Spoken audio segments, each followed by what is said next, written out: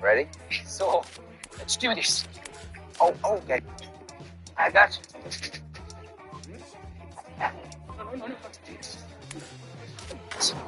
That shirt is pleasing to my visual receptors. Noodles. Híjole. That was intense. Great. Like a good neighbor. State Farm is there. So you thinking more on these QBs? That right play? Marshawn, that's the only play. Hey, I didn't know you was about that action. Action? No, I radiate action, dog. See that bag? It's got 23 clubs in it. Ain't never one. 5 sticks. Big momentum. This one, far from. Hey, Nick, play. Download today. Get $50 instant. Play your first $5 line. Prize this. It's good to be right. Hey there, everyone. Sports fans, Galaxy lovers, and everyone else watching. Welcome to Galaxy Live's first and only big tour of which devices that give you the highlights of the week.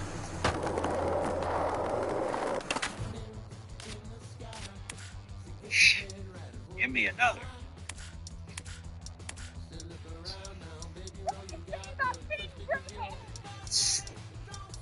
Don't do it. Airheads have more fun.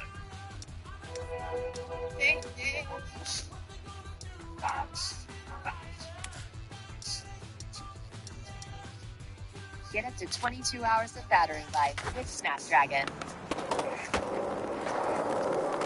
See, you gotta make some change. I need more control over my feet. It needs to be more dramatic. There should be more headphones to play with shit.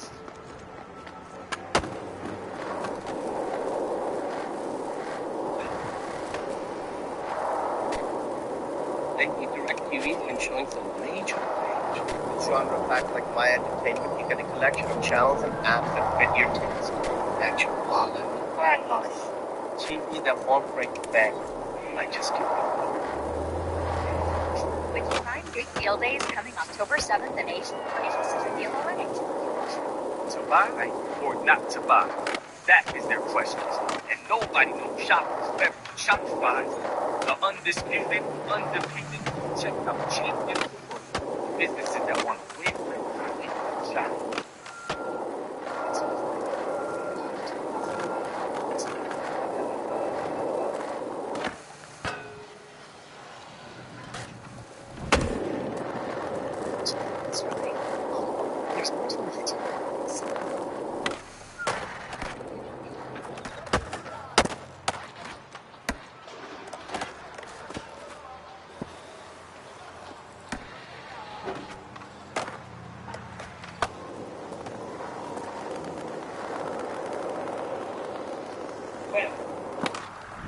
When? Slappy always says, Van Van's canal sure beats the root canal. I'm unaware of his meaning. When does it start, Nick? Come on, just go ahead. Go to tell me. Go ahead and tell me. When does it start? When do you need it? Live one. Ever bonk a bike rack? Well, I think, okay, so wait.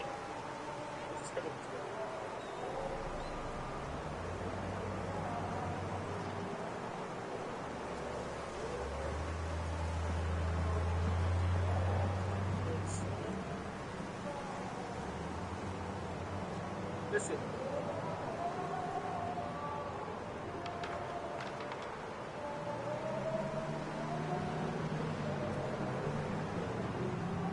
Kraken, there are a lot of things we do for our clients, a lot of things that we have in place that safeguard those funds. One is a long, complex password that you can choose. You also have the ability to approve devices that log into your account. So say you log in to your Kraken account from a brand new iPhone and you're He understands that he wants to control Ada, and he doesn't have to ask questions about that. And therefore, she is seemingly much more separated from the human emotions that Jura is feeling and identifies as weaknesses that even Jura, she would go so far as to say that information is not important. There's a possibility that Mamushi understands that he shouldn't fly off to Konoha and destroy it while looking for Ada. There's a possibility that he simply doesn't care because he doesn't see the value in Konoha that Jura sees, and therefore he's simply operating solo, all the while not worrying about what Jura wants and doesn't want. And the other possibility that falls under the umbrella of this first theory is that Mamushi simply isn't beholden to the wants of Jura. See, obviously Jura is the strongest amongst the Shinju. We know this empirically. But just because Jura is the strongest amongst the Shinju does not mean that there is a concrete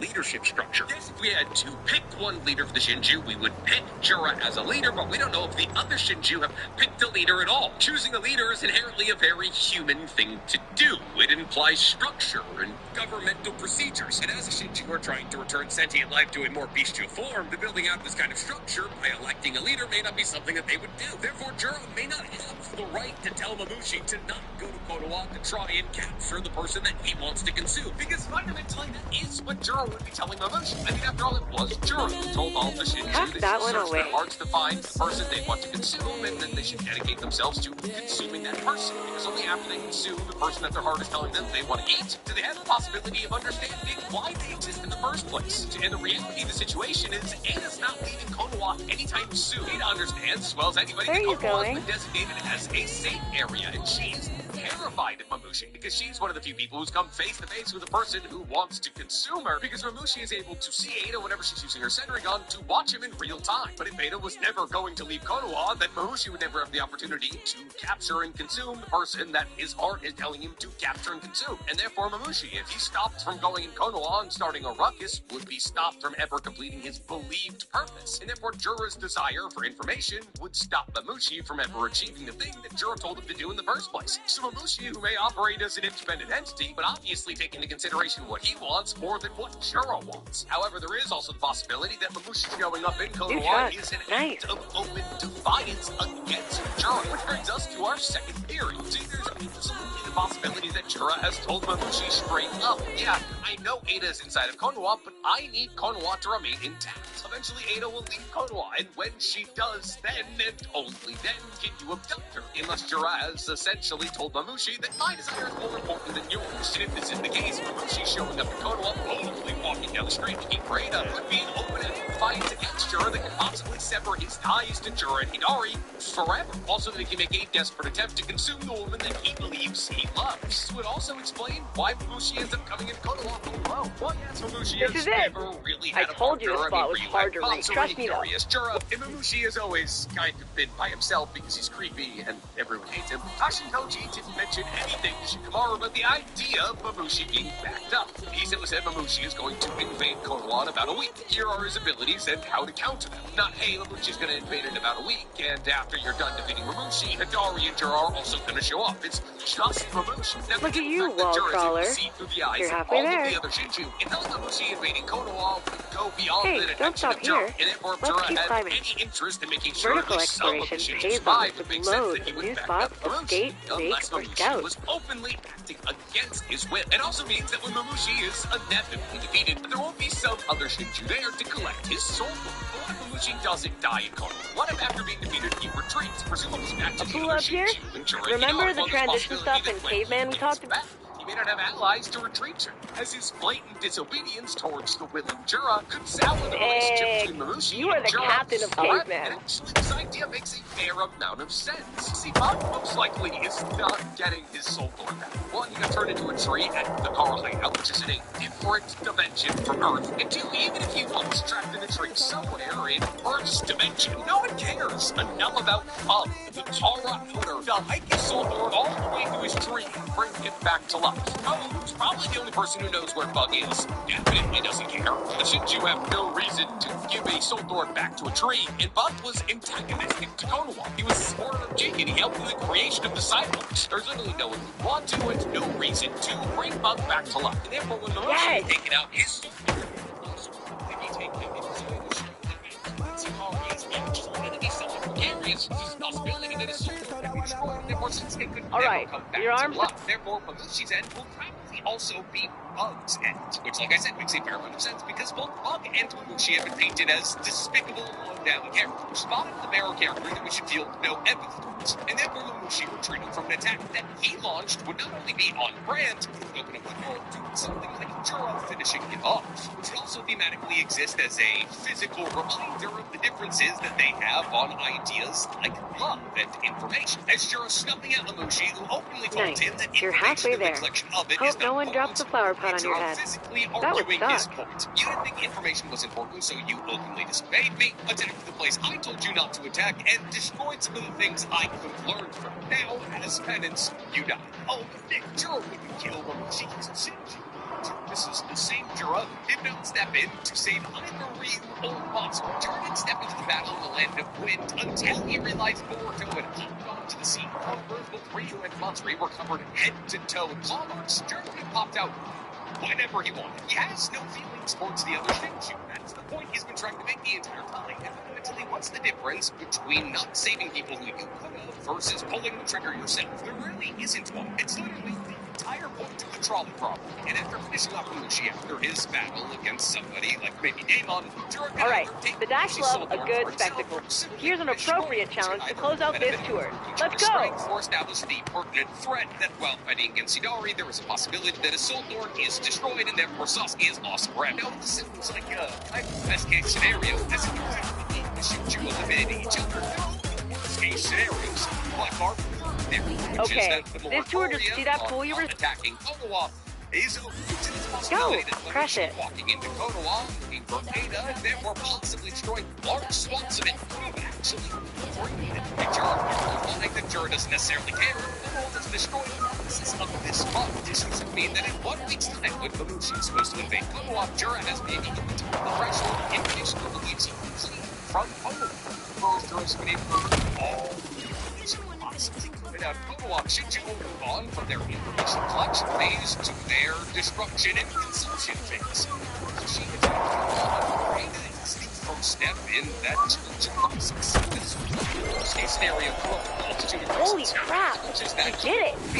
It would have been okay to take a pass, but you shut that down.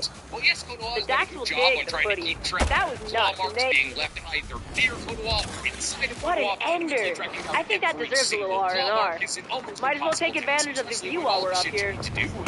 Sometimes after so much gnar, you just need to take a minute to yourself. So they can kill the wall guards and then free Konoha as easy as... Well, shouldn't you want a battle? Right, maybe I'll catch you, Shred. In the dead center of Konoha anytime, anywhere. The Skater Eyes tour is complete. I cannot believe how much you've shown me. According to the SBCC website, the next stop on our journey is called the Gulf Coast Bag of Tricks Tour. OG legend Snappy will pass on his wisdom as you experience the oldest neighborhood in San Amsterdam and grow your bag of tricks. Kick it off when you're ready, or just explore and use your new eyes to find your fun. This challenge Konoha has ever faced.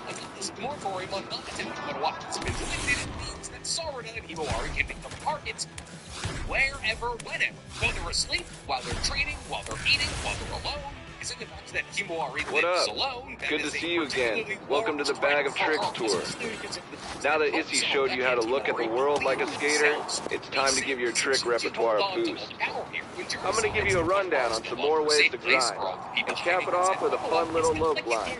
Let's roll towards Goldcrest Village. It's just one day Konoha will be attacked, Himawari and Sarada, and he will be targeted, and then that's that. It's why she's being sent first. Because when she was sent first to attack Ada, there is now a narrative reason for both Himawari and Sarada to start getting prepared for being attacked themselves. And therefore the two of them can either get on guard or leave Konoha altogether, because being in Konoha, A, no longer gives any protection whatsoever, and B, allows for Juro and Hidari to know exactly kind of where you are. Oh, and C also opens the floodgates to the possibilities of Konoha being destroyed in a massively destructive battle. And that's the thing, the moratorium on fighting inside of Konoha is slipped in wrong until it's launched by Juro and Hidari. We are much closer to the idea of Konoha being destroyed inside of destructive than previously called. It's very well to be the battle against Juro. Kari that leads to Konoha's destruction, and Kawaki may be recovering his strength, trying to make sure once and for all. Then again, who knows? Why do you guys think Lelouch was able to launch his offensive inside of Konoha in Konoha's time? What do you think the results will be? Let me know in the comments below. And now, please, rate this video, subscribe to the page, hit that notification bell, and also to the officially open the doors.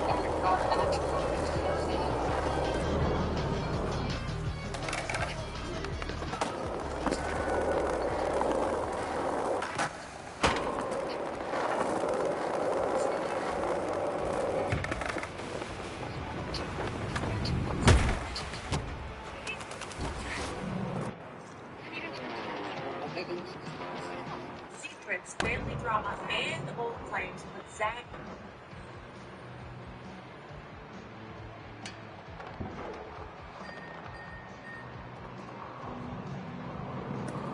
The best weapon for Naue got nerfed in Assassin's Creed Shadows with the latest update. I will tell you everything and go over some other changes. Like a big one is that the guaranteed assassination setting now also works on Kunai, so you can insta-kill everyone with that tool if you want. The Snakebite ability for Naue first costed 2 adrenaline chunks, but now 1. The Crescent Strike first did not do any damage with the first hit, but now it does. They also fixed the improved ground assassination, so you now get +1 health segment when performing an assassination on a knocked out enemy. First, the best weapon for Naue, the Egan Sunset, would slow down time on an escape strike, so you could constantly slow time. Enemies became an easy target and were unable to do anything back. Now after the update, it says slow down time after escape strike interrupts enemy. So now when breaking an enemy's armor, the enemy can be slowed down, but not always. It feels kinda random. The slow time effect basically triggers way less than before.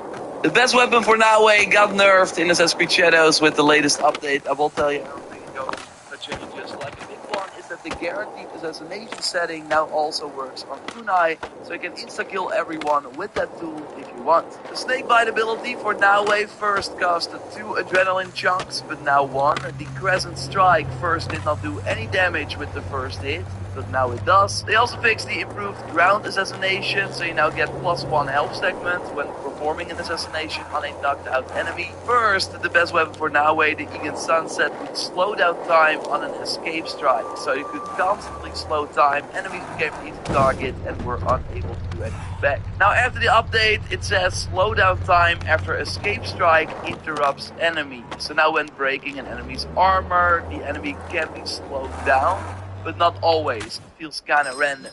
Slow time effect basically triggers way less than before. The best weapon for Naue got nerfed in Assassin's Creed Shadows with the latest update. I will tell you everything and go over some other changes. Like a big one is that the guaranteed assassination setting now also works on Kunai, so you can insta-kill everyone with that tool if you want. The Snakebite ability for Naue first costed 2 adrenaline chunks, but now 1. The Crescent Strike first did not do any damage with the first hit, but now it does. They also fixed the improved ground assassination, so you now get +1 health segment when performing an assassination on a knocked out enemy. First, the best weapon for Naue, the Egan Sunset, would slow down time on an escape strike, so you could constantly slow time. Enemies became an easy target and were unable to do anything back. Now after the update, it says slow down time after escape strike interrupts enemy. So now when breaking an enemy's armor, the enemy can be slowed down, but not always. It feels kinda random. The slow time effect basically triggers way less than before. The best weapon for Naue got nerfed in Assassin's Creed Shadows with the latest update. I will tell you everything and go over some other changes. Like a big one is that the guaranteed assassination setting now also works on Kunai, so you can insta-kill everyone with that tool if you want. The Snakebite ability for Naue first costed 2 adrenaline chunks, but now 1. The Crescent Strike first did not do any damage with the first hit, but now it does. They also fixed the improved ground assassination, so you now get +1 health segment when performing an assassination on a knocked out enemy. First, the best weapon for Naue, the Egan Sunset, slow down time on an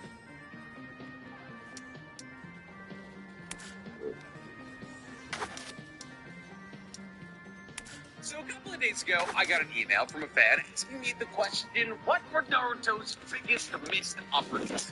You know, situations and characters that were set up to be cool didn't pay off in the best possible way. And honestly, usually I have an answer for these things all but immediately. But I found myself drawing a relative blank. Like, yes, I can sit here and the obvious ones, like, oh, the female characters in Naruto were mishandled or something like that. Or that Mike guy should have been the one to finish off Madara, that Madara should have been brought to life by Kaguya, that Kaguya had to fight against Naruto, Sasuke, Sakura, Kakashi. But those feel more like rewrites than missed opportunities. And thus, I brought this question to you, my community, so we can possibly all work together and smash our brains into one big hive mind to answer the question once and for all, what the most outrageous missed opportunities in Naruto of all time were. And I had 380 comments on that post asking you guys what Naruto's worst missed opportunities were. So it seems no American viewers no missed opportunities.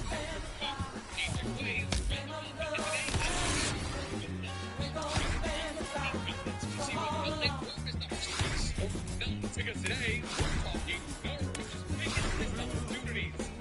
What? Before we get to explaining everything, guys, please, like our Twitter, subscribe to our page, and hit that notification bell looking for one additional NC Hammer 23 video every single week. Now let's go ahead and start our reaction series in the fourth link in my description below. We're on to the one-on-one fight seconds. Now, roughly, which is going so we're getting all the contents that told us the apparently over 300 names presented themselves in total.